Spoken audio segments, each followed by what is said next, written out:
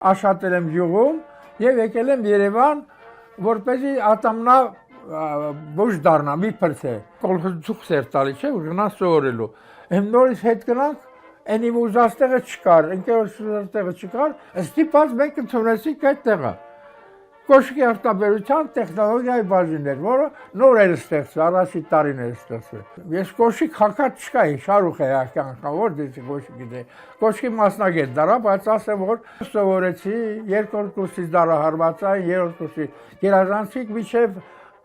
բացարձակ գերազանցու ավարտեցի տեխնիկում։ Եվ միակ մասնագետն էի 26 հոգու մեջ, որ սովորել եմ մեքենայով աշխատել։ Ոչ մեկը չէր իմանում։ Բանվորների կողք կանգնում է, ինձ ձեռքը վերցնում է աշխատում էի, անգամ եթե մարդիկ ուշանում էին կամ վերան սիստեմ, ես տեղների կանգնում աշխատում էի։ Եվ ես այն ժամանակ երեխա ժամանակվանից գիտեք, կոշկի արտաբերությունը դե թել կա, ասեղ կա, մեղ կա, ամեն ինչ մի բան տանում են, ծախում են, բայց չեմ արել։ Մի հատ ասեղ չեմ վերցրել։ Գերասիմ պապ, ազնիվ եք եղել ձեր աշխատանքում։ Չեմ արել կյանքում։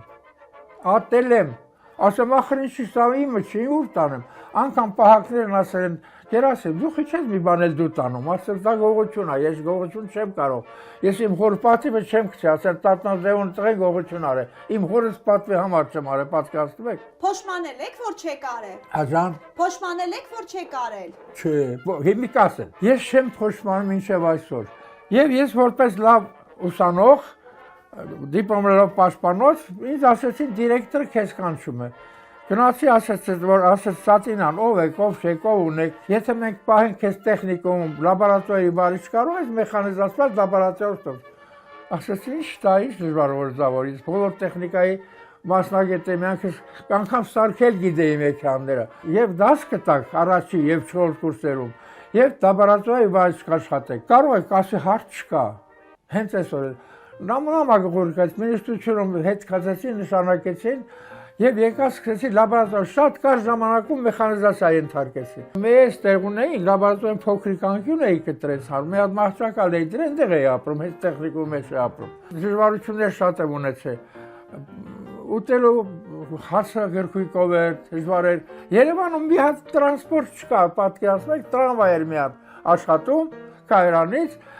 համբալներ էին եւ սայլակներ էր, ավտոմեքենաներ, գրուզավի կար մի երկու հատ եւ մի քանի վիլիսներ, քաղաքում տրանսպորտ չկար։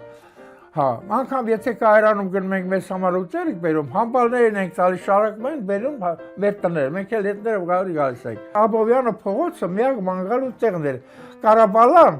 փոքրիկ մարդ էր, նկարը եթե տեսել եք արձանեկա, վայրի ծաղիկներ էր բերում, խփում ու սկսում բաժանելը։ Ուրիշ մանգալու տեղ չկար։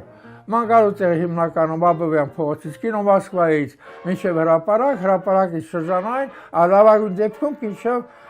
Շահումյանի հրապարակ։ Քաղաքում խուլիգանությունը խելքից դուրս շատ էր։ Մենակ կոմայգիներ, որ մարդու տեղեր կարող էր մի ռուբլի տալ, գնաց հանգիստ ապրես։ Կարգոկանուն կար, հրապարակ կար, պարահրապարակ կար, ծիծաղեսենյակ կար, գրախանութ, լողազ, տարբեր մենք այնտեղ էինք հանգստանում։ Ինձ նշանակեցին 69 թվականին Կոշկի գործարանի դիրեկտոր, տարան մինիստրի մոտ։ Մինիստրը մի հատ հասակով մեծ մարդ էր, տարավ ասեց Երևանն էր դիրեկտոր, ասեց մեկ Սատինան լավ մասնագետ է, 5-րդ ֆաբրիկաներ բաց վիճակում է, մենք ուզում ենք ստանանք դիրեկտորը, ես առաջարկում եմ իրեն դիրեկտոր նշանակել, ընդ ինքը կարող է խելքի բերի։ Հա, այդ մինիստրը նստած ենք մենք երեքով, ասեց իսկ ինքը ինչ կարծիքի է, ես այդքան էլ չեմ ուզում դիրեկտոր աշխատեմ։ Չգիտեմ ինչի տեղից վեր կացավ, գնաց նստեց կրեսլոյի վրա, ասեց այդ տղան արից տեղ։ Գնացի, ասեց ինչ ասել լավ մեկ էլ ասա, ասեց ես այդքան էլ չեմ ուզում դիրեկտոր աշխատեմ, ասեց այդ տղա, ուրիշները մեզ փող են տալի, առաջարկություն են անում, աշխարհ են տալի, որ դիրեկտոր նշանակեն, մեզ է ձրի դիրեկտոր նշանակում, վախեն մեզ չկարողաց աշխատես, հա, ասեց չէ, ես դրանից չեմ վախում, ասեց ֆաբրիկան ձեռքով աշխատում, եթե թույլ կտակ, մեխանիզացիա ենթարկեմ, ֆինանս կտակ, ես համաձայն եմ։ Զպտուն չանես, հետ եկավ, այդ տղա Երոյան, այս տղան ինչքան փողոզի կտաս, պատկերացնում եք, այդ ինձ համար դա, երկու ամիս շտևած ֆաբրիկան մեխանիզացիա ենթարկվեց, 5-րդ ֆաբրիկան, 112 ֆաբրիկայի մեջ ամենավերջի տեղերն էր, 4 տարի աշխատել եմ դիրեկտոր, միշտ առաջի տեղն եղա, երկրորդ տեղն եղա։ Երբ որ Գրիգոր Աղախանյանը նշանակեցին Միլիսնավետի նախագահ, ես 5-րդ ֆաբրիկայում դիրեկտոր էի աշխատում։ Լսում եք, հա։ Իսկ մարդ է պետք մի երիտասարդ, որ աշխատանքային ջիղ ունենա, կազմակերպչական ջիղ ունենա, խելքի գլուխը աշխատացնենք։ Ինչ մարդ է պետք։ Բանից բազմա, որ ինքը Լենինգրադում ավարտել է մեր մինիստրի հետ, կանչում ասма դու մինիստր ես եղել։ Մի հատ Մարթյանուն տուր, որ այսպի գործունա, ասма ուրիշ չեմ խել, Ծատինյան Գերասին։ Զադանյան ամիսուկես հոտը կատարեցի։ Երբ որ Զադանյան կատարեցի, ասեց ես շատ մի հատ ցավոտ հարց ունեմ, կներեք, ախր չեմ կարող ասեմ։ Այս 50 տարի է ֆաբրիկայում արտասահմանած հյուրեր են գալի, արտասահման հյուրեր։ Ամեն տարի 10-ից 15% գերածախսով ենք։ Հանրահայություն տվեց, ասեց, դա քո գործը չի, բայց քանի որ դու աշխատենք կազմակերպման լավ մեթոդ ունես, ինչ կարելի անվել, ախր չեմ կարող ասեմ։ Երբ որ ես գնացի շատ հասարակ ձևով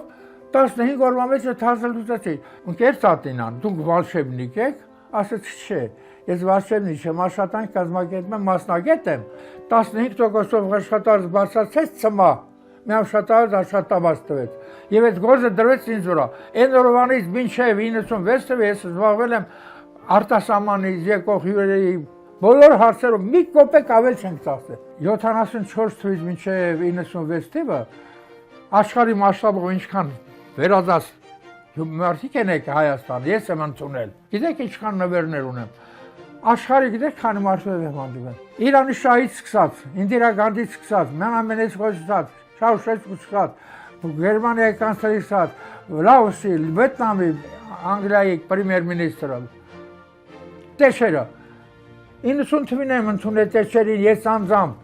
Գորբաչովին, Վազգեն առաջին հետ 74 թվականից մոտիկ եմ եղել, ոչ թե միայն իմ աշխատանքի բերումով, ախիանը գերազանց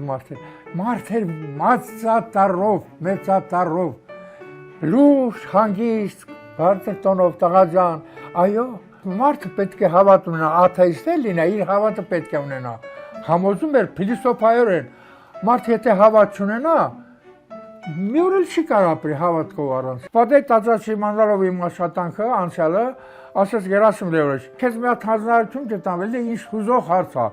Ասեց ռասսովետների, խարսովետներից 100-ավոր մարդիկ են գործողում գալի, ֆինանսների մեծ մասը ծախսում է գործողման ծախսերի վրա, 400 հոգի տարեկան 36 ռայոն ունենք, 20 քաղաքապետ։ Ասեց կարող եք քանեսու ֆինանսով է զբաղվում։ Մի հատ ուշադրություն, ես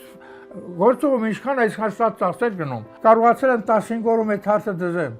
55 տարի կվարտալը մի անգամ 120 հոգի մարդ էին գալի։ Ուսումնասիրեցի հարցը, ասեց Պատեհ Տաճարչի, ես քանի որ ասում մասնագետ եմ, մի հատ առաջարկություն եմ, եթե դուք ինձ լսում եք, կեսով չափ ես կարող եմ հենց հիմա կրճատեմ։ Ասեց Ծատինյան, ո՞նց։ Ասեցի ձեզանից է կախված։ Ասեց ինչ պետք է անեմ, ասի ոչ մի բան։ Հերախոսը վերցու գոսպլայի նախագահին զանգտի, որ ռայսովետների, քարսովետների տարեկան ֆոնդերը երամսյակային կտրա, անմիջապես ուղարկեք Միլիցիաների սովետ, գործերի կառավարություն։ Ասեց 50%-ով երբ չի գա։ 50%-ով, ասեց Գերասիմ Լեոնիդովիչ, հենց հիմա գնացած ու կարգադրություն կազմում։ Մի շաբաթ հետո երրորդ չորրորդ կվարտալի ֆոնդերն եկան մեր մոտ։